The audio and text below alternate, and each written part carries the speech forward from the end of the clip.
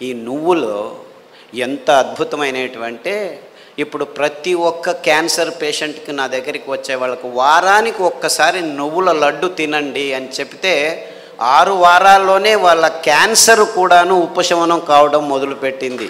అది ఎన్ని క్యాన్సర్ పేషెంట్లో నాకు లెక్కలేదు. ఇప్పుడు blood cancer, bone cancer, lung cancer, గర్భకోశం క్యాన్సరు, ఈ క్యాన్సరు, ఆ క్యాన్సరు, ఏదేదో పేర్లు 30 రకాల క్యాన్సర్లు పేర్లు పెట్టుకొని ఉన్నారు. ఏ రకాల క్యాన్సర్లు పెట్టుకున్నా, పేర్లు పెట్టుకున్నా, మీరు వారానికి ఒకసారి నువ్వుల లడ్డు మీరు మీ పిల్లలు తింటుంటే ఏ క్యాన్సరు మీ దగ్గరికి రమ్మన్నా రాదు. ఇది నువ్వుల గ్యారెంటీ. ఇది నువ్వుల గ్యారెంటీ. నువ్వులంటే ఏమనుకుంటున్నారు?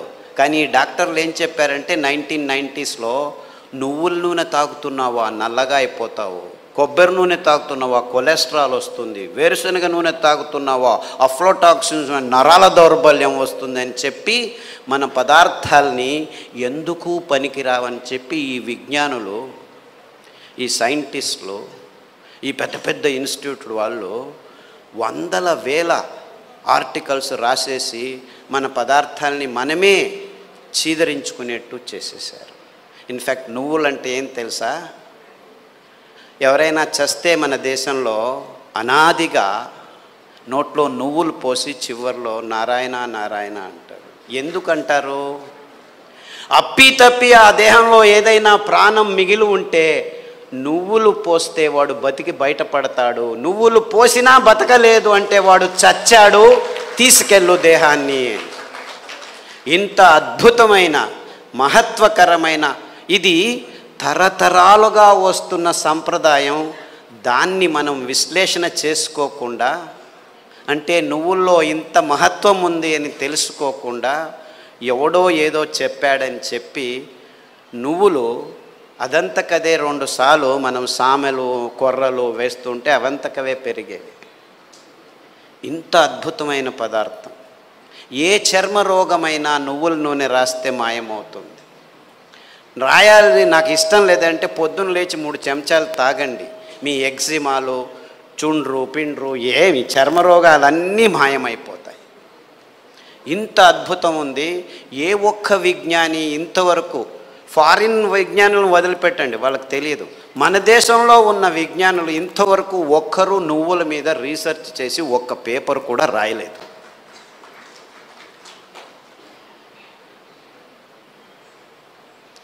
అంటే ఒక్కరు కాదు, వందల వేల మంది మైగ్రేన్ హెడేక్స్ ఉన్న వాళ్ళు ఈ నువ్వుల్ని, ఇంకా నేనేమి చెప్పట్లేదు మీకు, మరి నువ్వుల గురించే చెప్తున్నాను. చూసి నువ్వులు ఎలా పెరుగుతాయి? ఊరికి అలా పారేస్తే పెరుగుతాయి. ఇంత అద్భుతమైన పదార్థం నువ్వుల నూనె. ఏ పార్శ్వవాయువు వచ్చినా, ఏ లక్వా వచ్చినా, ఏ నరాల దౌర్బల్యం ఉన్నా వారానికి 3 సార్లు మీరు నువ్వుల నూనె 2 చెంచాలు ఉదయం తాగితే మీ నరాల దౌర్బల్యాలన్నీ అలా మాయమైపోతాయి. పార్కిన్సన్స్, నువ్వు నా భార్యవా, ఎప్పుడు పెళ్లి చేసుకున్నాను నేను నిన్ను, మరుపు రోగం అంట అందరికీ, పార్కిన్సన్స్, ఆల్జైమర్స్ అంటే మర్చిపోతాడు వాడు వాడే అని తెలియదు వాడికి. అలాంటి రోగులు నా దగ్గరికి వస్తే, ఇప్పుడు అమెరికాలో అందరికంటే భయపడే రోగం ఇదే.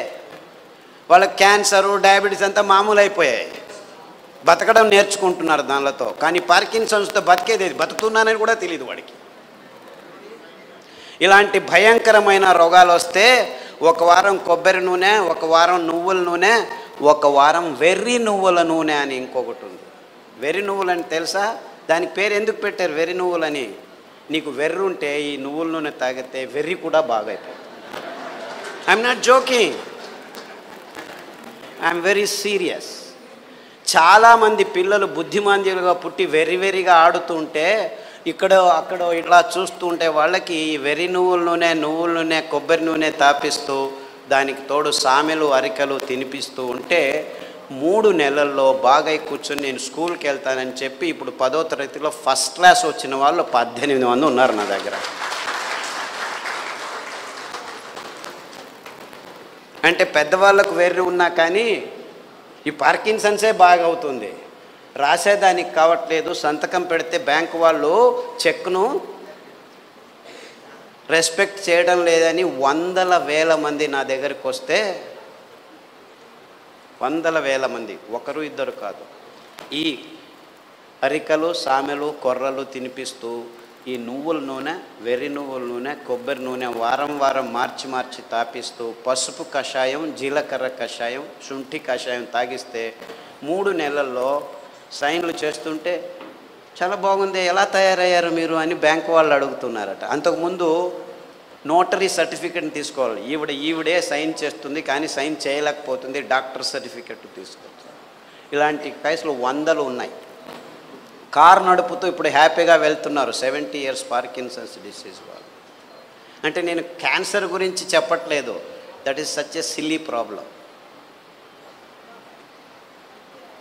Such a silly. మొన్న హెచ్ఐవి పేషెంట్లని చాలామంది నా దగ్గరకు వస్తున్నారు, ఫోన్లలోనే వస్తారు, రారు కూడా. నాకు ఇలా ప్రాబ్లం, ఏం ప్రాబ్లం అయినా నా దగ్గర రానే అవసరం లేదు, నేను చస్తున్నాను, పేషెంట్లు చూడలేక అక్కడే ఉండు, ఫోన్లోనే చెప్తాను. ఈత ఆకు కషాయం, బిల్వాకు కషాయం, గరిక ఆకు కషాయం, బిల్వాకు అంటే మారేడాకు అంటారు, కషాయాలు తాగండి. దానికి తోడు వేరుశెనగ నూనె. వేరుశెనగ ఆ గులాబీ రంగు చిప్పలో రెస్వెరట్రాల్ అని ఒక అద్భుతమైన పదార్థం ఉంది, ఇంకెక్కడా లేదు ప్రపంచంలో. ఆ వేరుశెనగ చిప్ప, ఆ గులాబీ రంగు ఉప్పు అని ఊపేసి లోపలికి తింటామా, అది మందు, ఇది రోగం.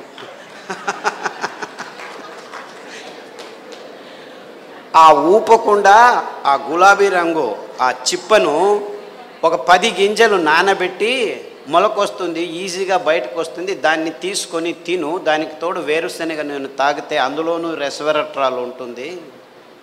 సో వేరుశెనగ నూనె, కొబ్బరి నూనె, తర్వాత అరికలు సామెలు తినిపించి ఈ కషాయాలు తాగిపిస్తే 3 వారాలకు ఒకసారి డాక్టర్ దగ్గరికి వెళ్ళి మందులకు 3,000 నుంచి 6,000 రూపాయలు ఖర్చు పెడుతున్న వాళ్ళు ఇప్పుడు 3 నెలలైనా డాక్టర్ దగ్గరికి వెళ్ళకుంటే డాక్టర్ ఫోన్ చేసి ఏమి రావట్లేదే అని అడుగుతున్నారు.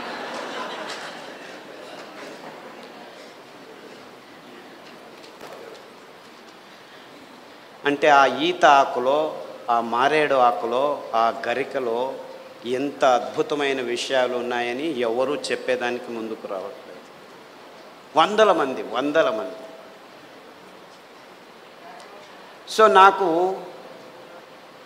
ఎక్కడ లేని సంతోషం.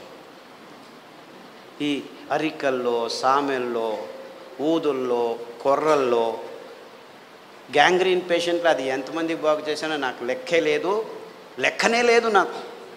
I have no count. రేపు కాల్ కట్ చేస్తారంటే డాక్టర్ ఖాదర్ చెప్పాడు, చామంతి పూల కషాయం, ఆకుల కషాయం తాగండి, గడ్డి చామంతి అని ఇంకొక ఆకు ఉంది, దానికి కషాయం తాగండి, సామెలు వారంలో 3 రోజులు తింటూ మిగిలిన ధాన్యం ఒక్కొక్క రోజు తింటే 6 వారాల్లో గాయం బాగైపోయి 6 నెలల్లో 6 కిలోమీటర్లు నడుస్తున్నాను డాక్టరు, ఎంత హ్యాపీగా ఉన్నానని ఫోన్లు చేసి నా దగ్గర రావాల్సిన అవసరం లేదు బాబు, నేను మిమ్మల్ని చూడలేను. ఫస్ట్లో 100 మందికి నేనే గాయం బాగు చేసి క్లీన్ చేసి అంతా చేసి బాగు చేసి, ఇప్పుడు నా దగ్గర రావద్దండి మీరే చేసుకోండి అని చెప్పేసి ఫోన్లలోనూ యూట్యూబ్లోనూ పుస్తకాల్లోనూ రాసేస్తే ఇప్పుడు ప్రతిరోజు ఇంకా ఫోన్లు బాగలేదని చెప్పి ఫేస్బుక్లో వాళ్ళే రాసుకుంటాను, వీడికి ఎందుకు చెప్పడం అనవసరం అని.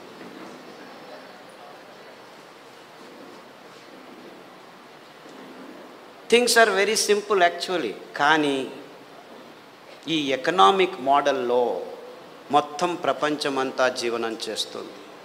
విజ్ఞానం కూడా ఎకనామిక్ మోడల్కి వచ్చేసింది. ఎంత భయంకరమైన అసత్యాల్ని వైజ్ఞానం అని చెప్పేదానికి పాలు అనే ఒక పదార్థమే చాలు. పాలంటే ఏమిటి? ప్లాస్టిక్ సంచుల్లో 10 రోజులు కోల్డ్ రూమ్లో పెట్టి హోమోజినైజ్ చేసి పాస్చరైజ్ చేసి చిన్నపిల్లల నోట్లోకి ప్లాస్టిక్ బాటిల్లో ప్లాస్టిక్ నిపుల్స్తో పెడుతున్నది పాలు అనుకుంటున్నారా మీరు?